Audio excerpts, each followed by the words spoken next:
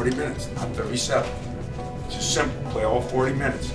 You gotta play 40 minutes. You gotta get used to playing 40 minutes. You gotta realize the tournament, you gotta play every single minute. You watch today's games, there's so many things that are happening these last 2 minutes of games.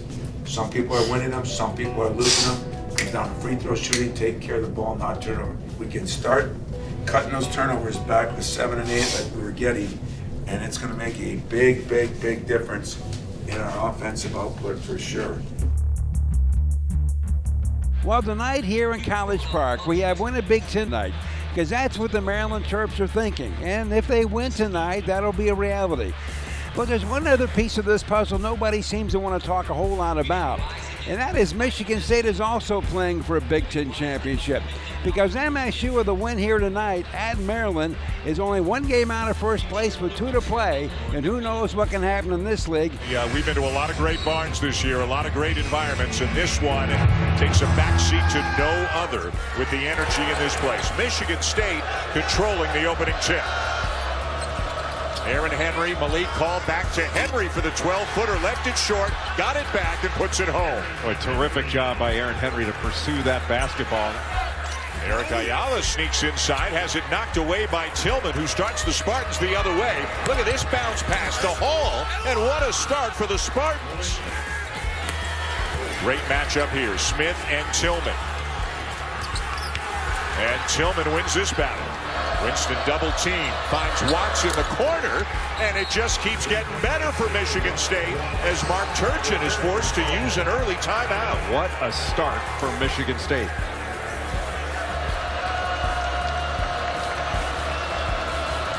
Ball screen for Winston, and he knocks down a 3, 17-5 Michigan State.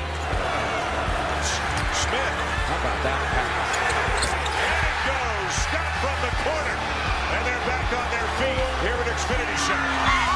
Winston running hard around the screen set by Tillman, now comes back to Winston for 3. Don't need a lot of time. He gets that thing off quickly. Feed inside and the finish for Tillman. Another assist for Cassius Winston. Maryland 29 from half court. Winston, he got it! He got it! Whoa! He got it from half! Whoa!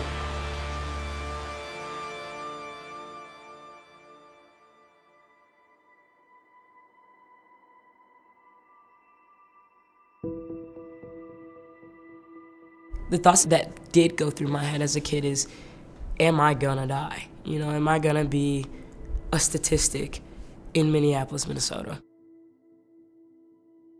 I am outside just like any other person. You know, I've had kids around me, whether that be from my church or, you know, friends that have died from, you know, flyaway gunshots, just being in their house. And I know a little boy that I met a week prior was killed because he was sleeping on a couch and a gunshot flew through his house. We grew up in North Minneapolis, which is right now a lot of crime. There was a party going on one night across the street, some people that had moved in, and it was just like way too many kids. And I said, okay, everybody go to your room. The minute they got up the stairs, we heard gunshots, and the little girl across the street had been shot. The kids were able to kind of look out the window and see all the commotion. How can I get out of this situation? What's my easiest way out? And it is playing basketball.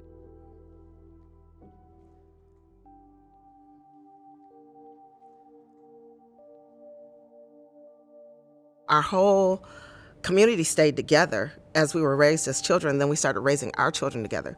And so it was very important. We did everything together. We are a very close-knit family. Every holiday we're spent together. Every Christmas is at my grandparents' house. It did help being around all of my cousins all the time, and you know, even my parents, and just it gave me a well-rounded, well-balanced way to grow up, I think.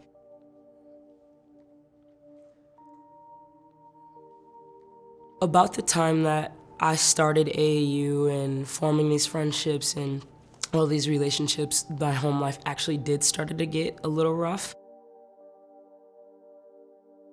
She grew up in a house with one biological brother, and then I did foster care, so I had 3 foster kids.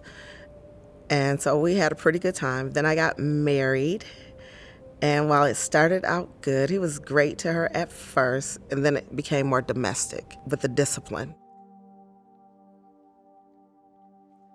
My stepdad was very abusive. I went through a lot of domestic violence classes with my mom. I was in foster care twice, and it was tough at home. He was raised in a very stern home, and came from the military, and so we just had different views of how to raise children. So he was a yeller, so it kind of made her go into her shell. I first noticed that it was affecting her when she always complained about her stomach hurting after I did a domestic violence class. And I was like, okay, something's wrong. She's traumatized. And it wasn't only her, it was, my other son and then my adopted son also. When I think of swimming, I think back in elementary school, and I would swim summer league in our subdivision pool, and I'd go there for practice in the morning, go home, and then a few hours later head back and spend the whole day there, just being outside, being with friends, and just having a good time at the pool all day in the summer. Really just a way to be competitive, to compete with my friends, and it was also, very social, building relationships and with my teammates and my friends. At our subdivision pool, we had a high dive, and I was terrified to go off of it. And I remember some of the lifeguards kept trying to bribe me with candy, like, oh, we'll give you a Snickers bar if you go off. And I was like, no, I'm not gonna do it. And then finally, the last day the pool was open the whole summer, I finally went off. I remember I popped back up after popped back up from underwater, and I was like, I wanna do that again, and spent the whole day going off. That's kind of my first memory at the pool. I think I always just felt at home in the water. I'm trying to do any sports on land. I liked them. I was never really that good. In the water, just really felt natural, felt like being at home, and I knew I was good at it. So that's kind of why I stuck with swimming and got more into it.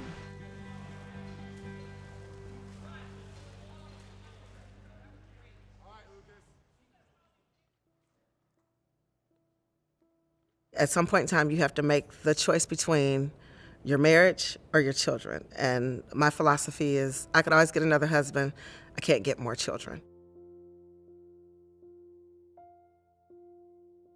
It was a tough decision, but it was a decision that had to be made because he made things that they weren't fun anymore.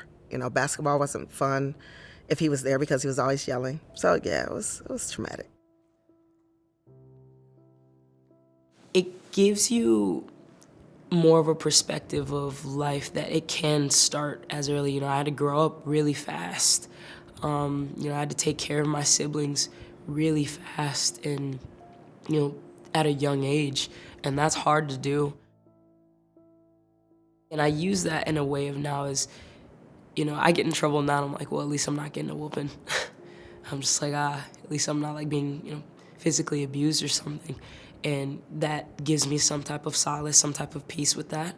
And, that's to a fault to some extent, but it works for me, I guess.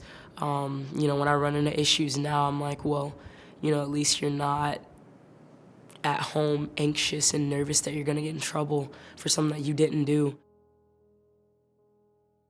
It makes you appreciate the very small things that you don't see are important, just naturally.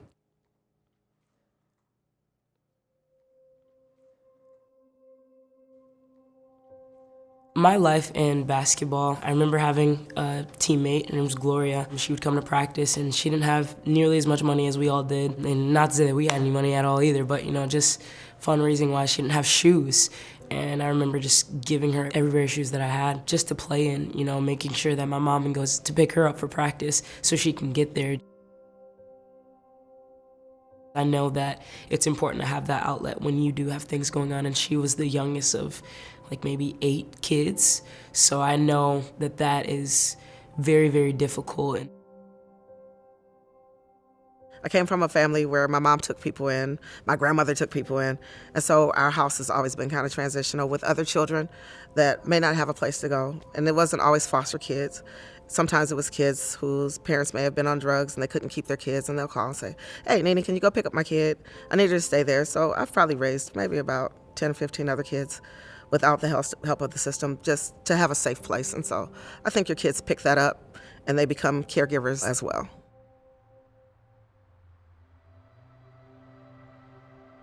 In the recent years of being in college basketball now, and mental health has become a very important thing in college sports all around, not even just basketball. And there's this huge stereotype around whether that be depression, anxiety, and taking medication for it or seeing someone for it. And it's, to me, being that person that has went through it, I want to be the voice for us to be able to change that.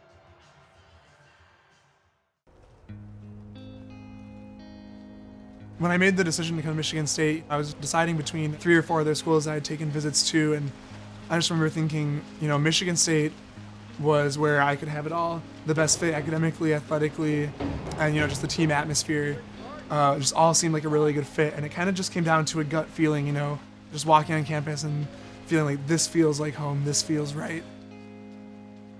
The first time that I met Scott, we're both from Illinois, and when I was in high school, I was really big into college recruiting. When we were visiting Michigan State together, I was like, oh my gosh, Scott Piper, like, it's a pleasure to meet you, man. Like, I know all about you. And he's like, oh, thanks. It was a really fun experience. We took 2 recruiting visits together, and then we decided that we would be roommates, and the rest is history.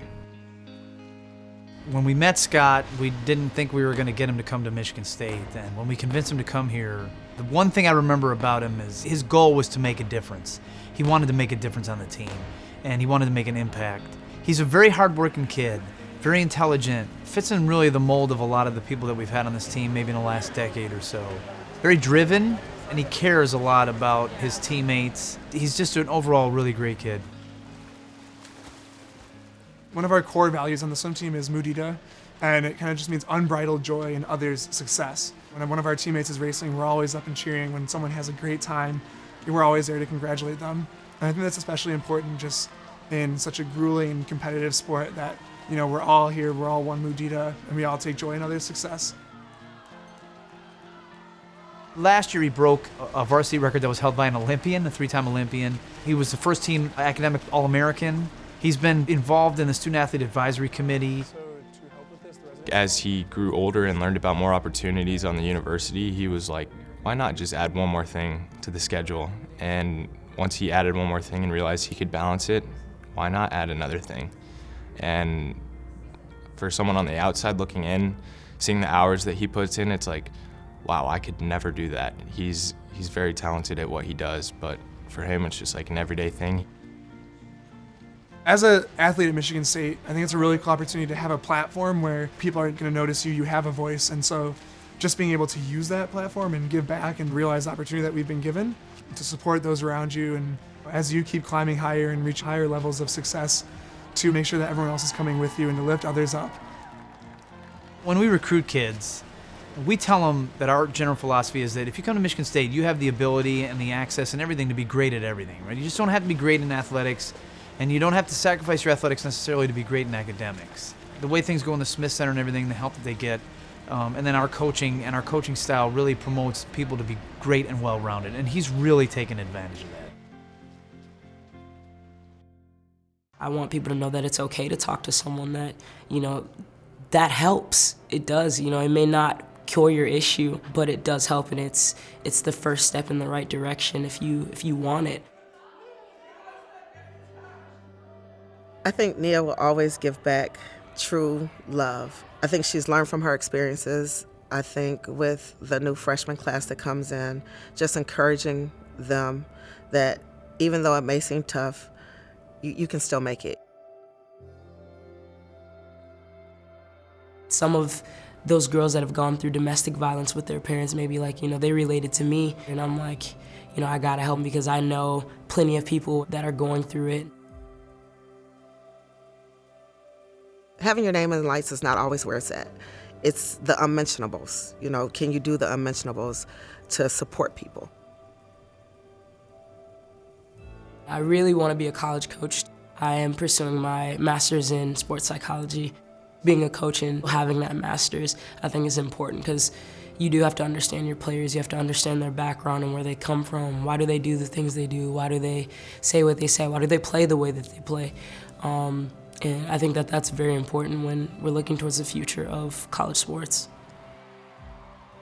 I think that any community is really lucky to have her because she has a passion for other people to succeed, to make the people around her better.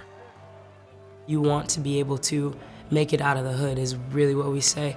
And to be the first of my family to make it out and go to a 4-year school, and just to be able to reward her with, hey, I went to college. Hey, I get to come back with a degree. I get to help more kids like me, more families like us. I am very, very grateful for that.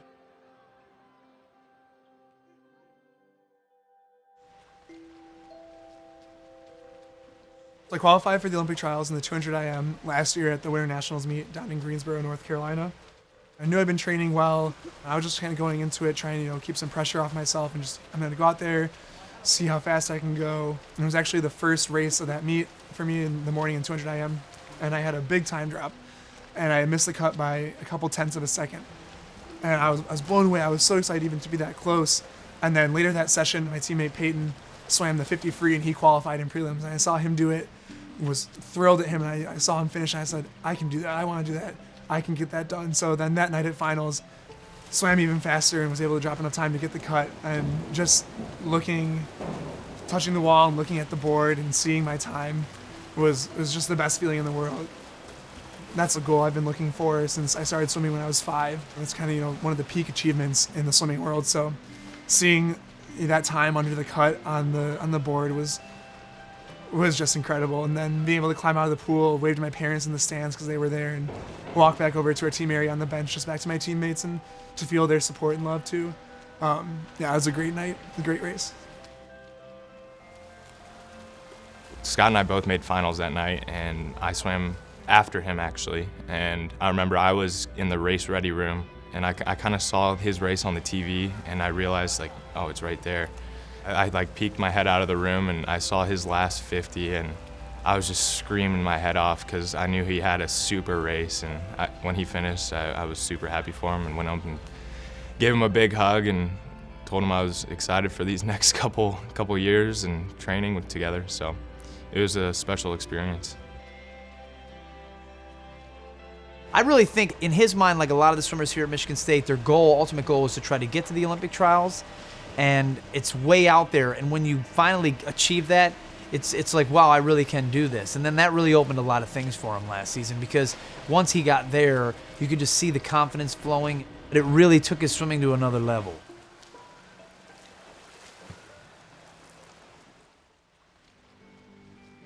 One thing that comes to mind when thinking about my time at Michigan State is just being able to be competitive at a Big Ten school and be able to represent us and in the pool, and when I'm racing, and just being able to compete at such a high level has been something that I've been working for my whole life, and to finally be able to do that and do it well thanks to the support at Michigan State is really special.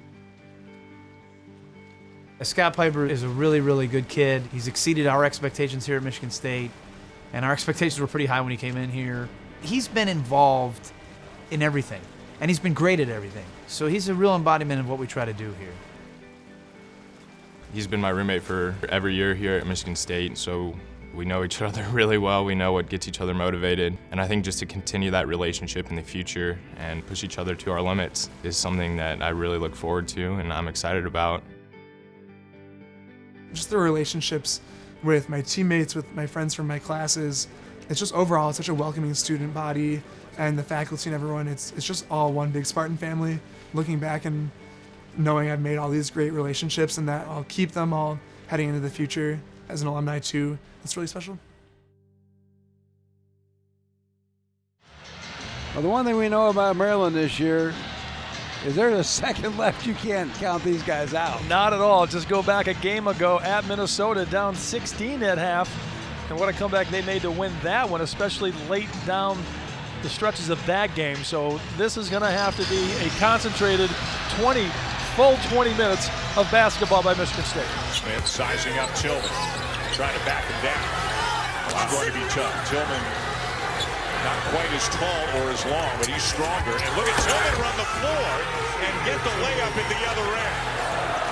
Look at his start to each half for Michigan State as Tillman lays it in from Winston. They intended it down low, but Henry knocked it away, and somehow it goes out the heart. 8-0 run Maryland, and as noisy as it's been in a long while.